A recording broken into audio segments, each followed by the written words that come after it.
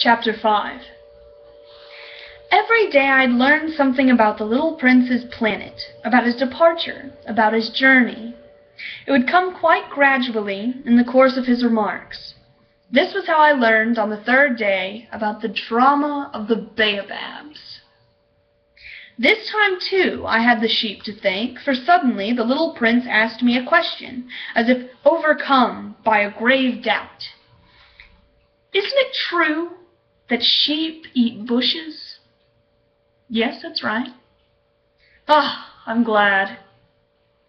I didn't understand why it was so important that sheep should eat bushes, but the little prince added, "And therefore they eat baobabs too?" I pointed out to the little prince that baobabs are not bushes, but trees as tall as churches, and that even if he took a whole herd of elephants back to his planet, that herd couldn't finish off a single baobab. The idea of the herd of elephants made the little prince laugh. We'd have to pile them on top of one another.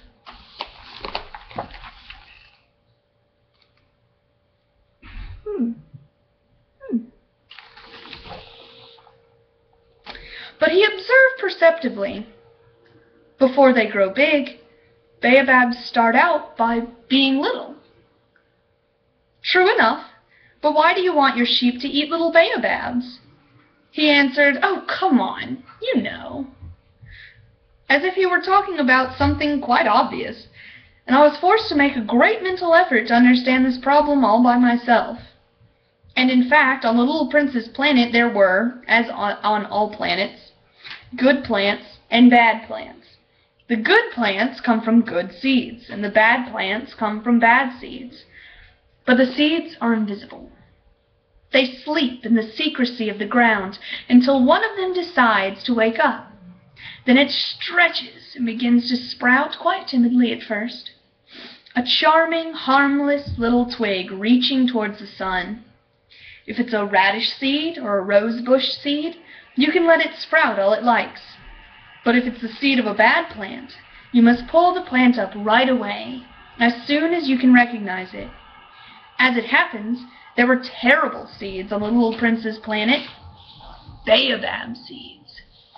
The planet's soil was infested with them. Now, if you attend to a baobab too late, you can never get rid of it again. It overgrows the whole planet. Its roots pierce right through, and if the planet is too small, and if there are too many baobabs, they make it burst into pieces. "It's a question of discipline," the little prince told me later on. "When you've finished washing and dressing each morning, you must tend your planet. You must be sure you pull up the baobabs regularly, as soon as you can tell them apart from the rose bushes, which they closely resemble when they're very young. It's very tedious work, but very easy."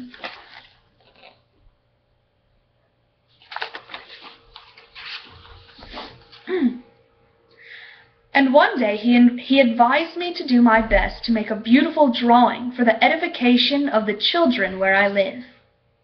If they travel some day, he told me, it could be useful to them.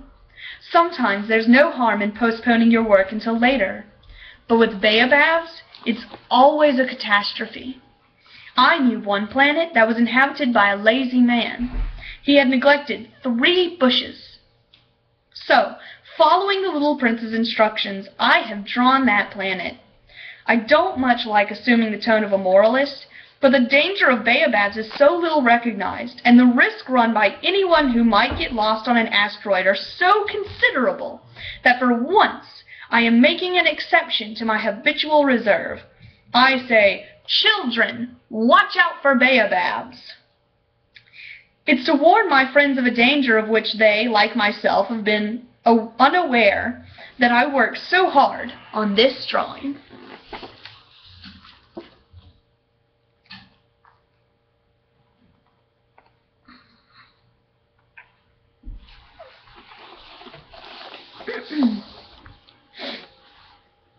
The lesson I'm teaching is worth the trouble.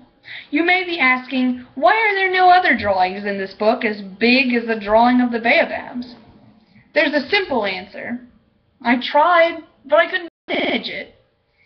When I drew the baobabs, I was inspired by a sense of urgency.